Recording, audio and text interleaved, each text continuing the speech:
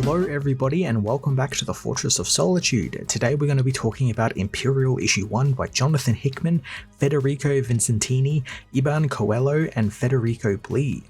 The Marvel Universe is plunged into cosmic upheaval as on the edges of space, two unseen beings play a game of charade, kind of space chess, but they aren't just playing with the pieces on a hollow board in front of them, they are plotting something sinister that will affect the entire Marvel cosmic realm.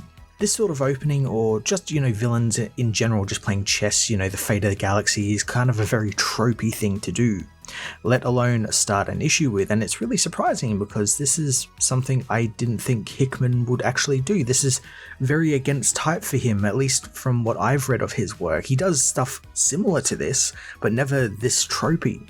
It does add a very political intrigue, Game of Thronesy type vibe, unseen people moving in the background, manipulating events to their liking. It's great stuff, I'm just not really used to Hickman doing that much of it. The plot soon kicks off as we meet with Amadeus Cho and Jennifer Walters, who are embarking on a trip from the Milky Way to the Andromeda galaxy. Jennifer doesn't particularly like space, but Amadeus knows that they had no choice as Bruce Banner asks them to come. Bruce is revealed to also be with them, and we learn the reason he's dragged the extended Hulk family into space is because his son, Hiro Kala, is dead. Now I'm not too up to date with what's been going on with the Hulk right at this moment, but it's great he's getting to be a main character in a big Jonathan Hickman event. That also looks to be shifting the status quo of the cosmic side of the Marvel Universe, and I like the idea of positioning the Hulk as a more cosmic hero in this vein. He's going into space, he's going to Sakaar, he's going to be, probably fighting different alien races. He's making a bit more of a cosmic hero. Banner, I do know, has largely been absent from stuff like Avengers and larger team books just because his solo books are doing so much character work with him, and I don't think writers want to tread on what stuff Al Ewing, Philip Kennedy Johnson, all those guys have been doing so well with him over in his book. So I'm intrigued to see if Hickman is going to honor all of that stuff, make reference to it, or is this going to be starting the character off somewhat new? The trio soon arrive on Sakaar, hulking out and donning special ceremonial garb as they head into the city, wondering if the people have gotten the WORLDBREAKER Hulk. Upon arrival, they find that the city is in turmoil, with riots erupting instead of mourning for his son Hiro Kala. The funeral proceedings are disrupted by a gladiator who challenges Hiro Kala's legitimacy as a warrior king, leading to Hulk's counselor, who had accompanied the trio to the planet, to be cut in half.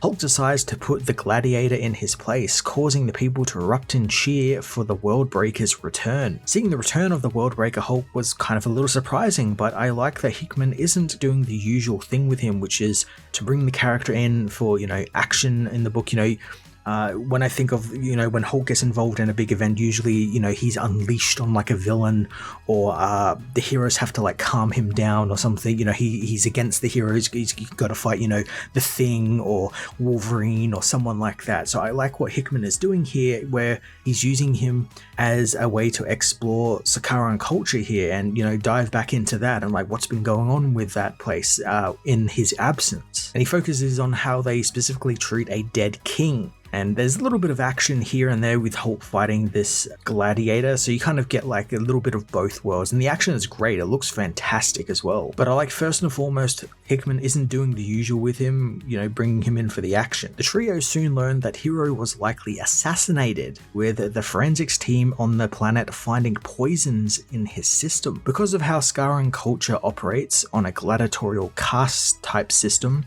the people see his murder as the same thing as him being defeated in combat, meaning that Hiro brought great shame to his house when he died, leaving his former wives and families to fight over the throne and who is the rightful ruler and next in line. After a neat bit of detective work from the Hulks, they find the poisons used on Hiro were made from several different types of poisons, with each part acting as a way to get through the Hulk's strengthened immune and nervous systems to ensure that Hiro would die from it. Now, this is the stuff I love in a Hickman book, where he gets, into the science and the intrigue of a story. It's explaining stuff that we probably don't need explained, but I like that he has kind of this knack for making up, the sciencey stuff behind the scenes of how things work and everything. He does it really well. He did really well in the Ultimate stuff, and he does it really well over in the Ultimate Spider-Man book as well, with how Peter's new Picto suit works and how the AIs and all that sort of function in the suits. It also remembers that these Hulks are some of the smartest people on Earth, and on Sakaar for that matter too, so them coming up with all of these conclusions pretty quickly makes sense. On top of finding out about the poisons, the Hulk's forensics teams reveal that they knew which poisons to look for, since Hero isn't the first to die, and there have been 3 other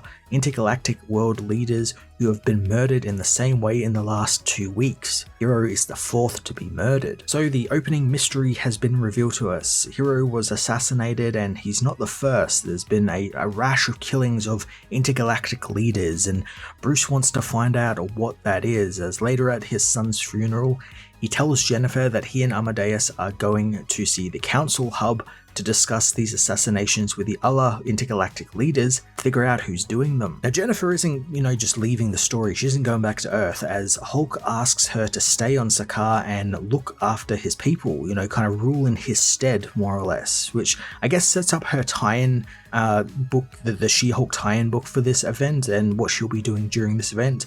Hulk does promise that he'll only be gone for 5 days, but we know that that's probably not going to happen. But I'm intrigued to see what She-Hulk is actually going to get out of this event, because I don't obviously associate a lot of the Sakaar WORLDBREAKER side of stuff with She-Hulk. She's more of the down-to-earth Hulk, she hangs out with Daredevil, she's a lawyer, all that sort of stuff.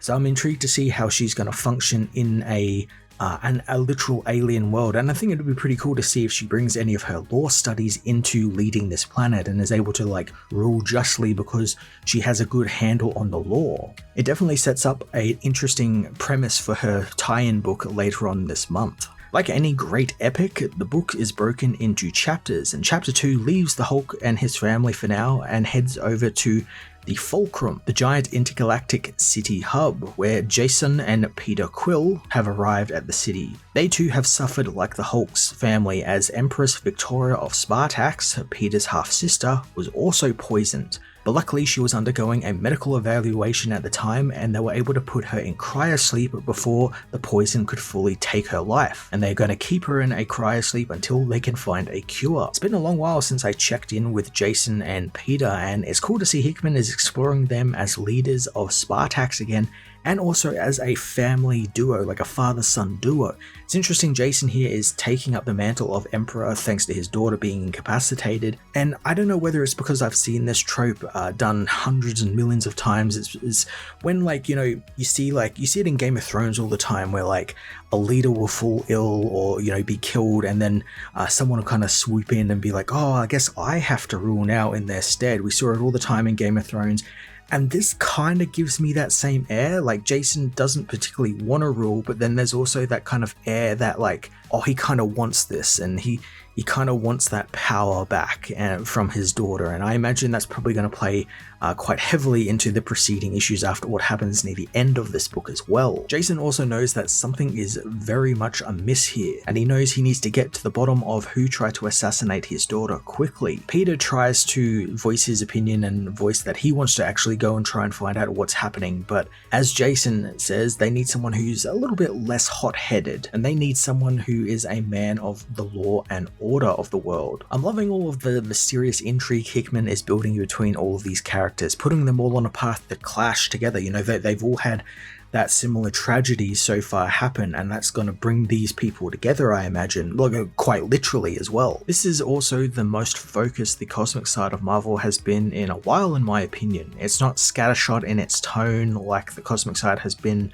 as of late, when it's been dabbled in stuff like the X-Men and the most recent Guardians of the Galaxy, but it feels like everything's kind of coming together in this one event, which is kind of providing a baseline of okay, this is what it's going to be from now on, and it's a little bit more serious than we used to. Soon Hulk and Amadeus arrive at the station, wanting to see the man in charge. Just so happens to be Jason. In the underbelly of the Fulcrum, Peter goes and meets with an old friend, Richard Rider, the last of the Nova Corps. It's been a few years since the Annihilation wave wiped out Xandar and the Corps, and I'm still shocked that it's still gone. Much like how Alfred is dead in the Batman books, this is something that's kind of stuck around.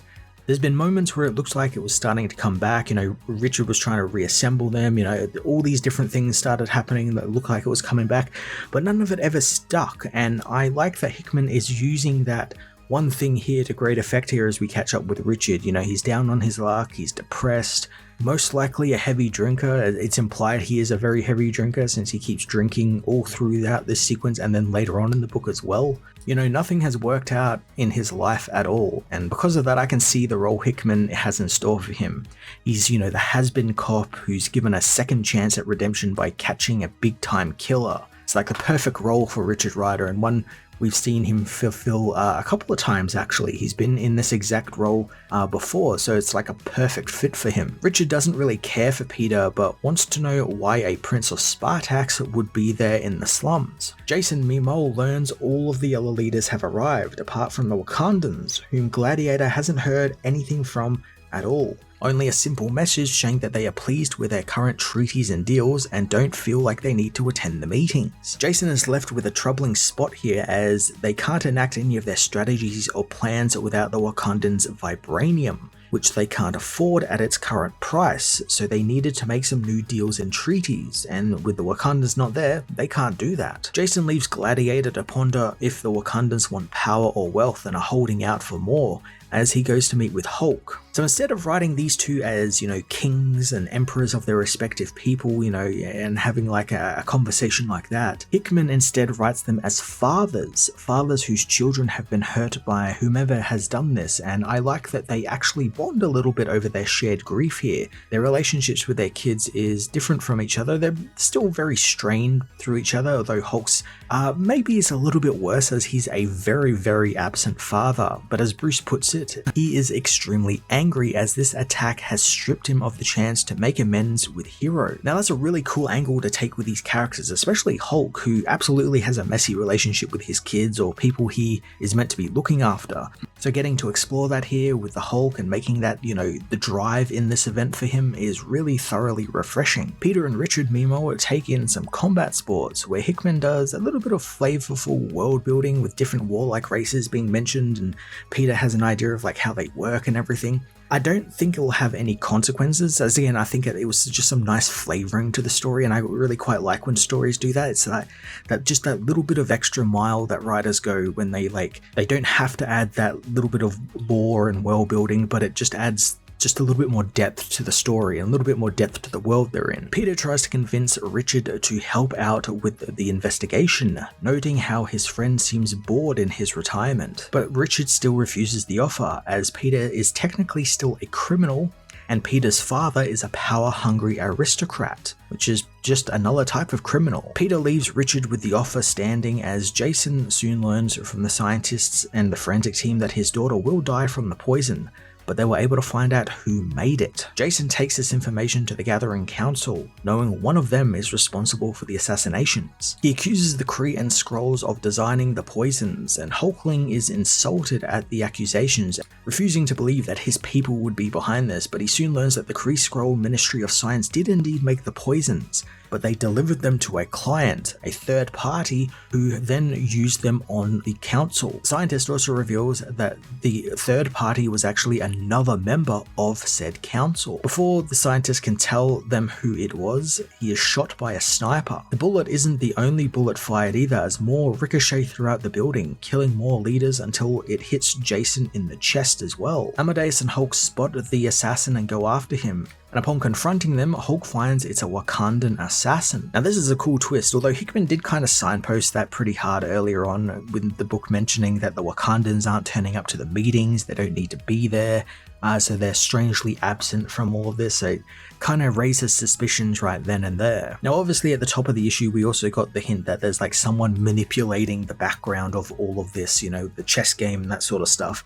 But it makes me wonder why the Wakandans are getting involved like this, since they seem to have, it's been made established in this book that they have a monopoly over the council with their vibranium and the council's need for it, so they can kind of manipulate, prices and how much power they have and everything, so why would they kind of jeopardize that by trying to kill everyone? It opens up a nice little mystery for Hickman to explore in the coming issues, and obviously, again, it's tied to that larger plot where it's probably not going to be the Wakandans and it's just someone framing them just to stoke the flames of war. The assassin, not wanting to be caught, detonates a bomb, blowing up the glass dome around the meeting room, causing the leaders to all be sucked out into the cold depths of space. Hulk is forced to let the assassin go so he can help save the leaders alongside some of the other heroes of the Shi'ar, Kree, Skrull empires. In the aftermath of the attack, Peter looks over the body of his dead father as he learns from Kl'rt that 12 more leaders died, including 3 heads of state, and Hulkling and Wiccan are still among the missing. On top of that, people like Ronan the Accuser have left to prepare for war along with the Shi'ar Empire. With his father dead and sister in critical condition, Peter is now forced to take up the role of the Emperor of Spartax, something he doesn't do lightly. Richard also arrives, apologizing for what happened there and to Peter's father. I want to take a moment to talk about Richard's design because it's really fucking cool. It's basically just like his Nova costume. He's got a cloak on over it. He's got a beard. It just works. It's like a hobo Nova Corps costume and it looks really fucking cool on him. It reminds me, funnily enough, about in the later days of the New 52 where Hal Jordan had a very similar costume where he had the beard, he had a chrono gauntlet, he had a giant green cape, very hobo Green Lantern, and that's kind of reflected here as well with this hobo Nova Corps costume. Richard now wants to help catch whoever did this to Peter and his friends, and later accompanies Peter to a meeting Deathbird calls. The gathered group learn that Ronan the Accuser has recovered payment information from the scientists on the poison and who committed this act, finding that it came from the Wakandan Prime banks, and the bullets used were made from pure vibranium, all things which literally point to Wakanda being behind this, and because of that, the council now want to wage war with them. Again, I love how in the weeds Hickman is getting with all of this setup. We've got assassins, political intrigue, payments from hidden banks in Wakanda, stuff about absent fathers and their sons trying to fill their shoes. It's a lot to balance out, but Hickman does a fairly decent job in this first issue of coalescing it all together and making it make sense. I also like how he's including everyone in this too, like you got the Shi'ar, the Kree Skrulls, Wakandans, Hulk, Spartoy, basically all the big players, or all the people who should be big players in the cosmic realm of the Marvel Universe are here, and they all have an integral part to play in the mystery, which is very fun. Imperial issue 1 was definitely a lot to take in. There are numerous moving parts, and it's reframing an area of the Marvel Universe we've seldom touched in the last couple of years, which isn't something that can just happen in one issue. This is going to take some time to shift the status quo. That being said, I had a great time with this first issue. I loved Hickman getting into the broader space politics, but also focusing on singular characters like Hulk and Peter Quill, giving them a thoroughly compelling story to follow. I can't wait to see how Hickman and his team pull this murder mystery together in the coming issues and in the tie-ins. I'm going to give this issue a 9 out of 10.